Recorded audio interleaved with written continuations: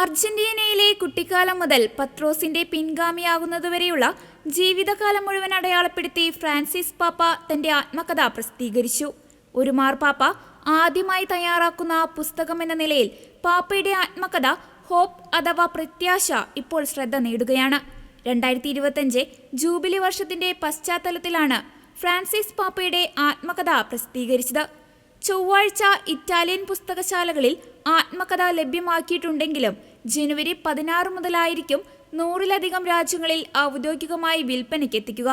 320 പേജുള്ള ഇംഗ്ലീഷ് പതിപ്പ് random house ആണ് പുറത്തിറക്കുന്നത്. പരിശുദ്ധ പിതാവിനെ തന്റെ ജീവിതകഥ പറയാൻ സഹായിച്ച പത്രപ്രവർത്തകൻ കാർലോ മുസ്സോയുടെ സഹകരണത്തോടെ 6 വർഷത്തെ പ്രവർത്തന ഫലമായാണ് പുസ്തകം പുറത്തിറക്കിയിരിക്കുന്നത്. തന്റെ അനുഭവക്കുറിപ്പുകൾക്ക് പുറമെ യുദ്ധവും സമാധാനവും, കുടിയേറ്റം, പാരിസ്ഥിതിക പ്രതിസന്ധി, സാമൂഹിക നയം, ലൈംഗികത, കത്തോലിക്ക സഭയുടെ ഭാവി തുടങ്ങിയ വിഷയങ്ങളും മാർപ്പാപ്പ പുസ്തകത്തിൽ പ്രമേയമാക്കുന്നുണ്ട്.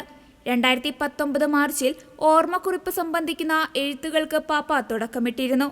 തന്റെ ഈ ജീവിത പുസ്തകം പ്രതീക്ഷയുടെ യാത്രയുടെ കഥയാണെന്നും തന്റെ കുടുംബത്തിന്റെയും ജനങ്ങളുടെയും ദൈവജനത്തിന്റെയും യാത്രയിൽ നിന്ന് വേർപെടുത്താൻ കഴിയാത്ത ഒരു യാത്രയാണിതെന്നും എല്ലാ പേജുകളിലും എല്ലാ ഭാഗങ്ങളിലും തന്നോടൊപ്പം യാത്ര ചെയ്തവരുടെ പുസ്തകം കൂടിയാണിതെന്നും ഫ്രാൻസിസ് മാർപ്പാപ്പ പറഞ്ഞതായി റാൻഡം ഹൗസ് നേരത്തെ പുറത്തിറക്കിയ പത്രക്കുറിപ്പിൽ വെളിപ്പെടുത്തിയിരുന്നു.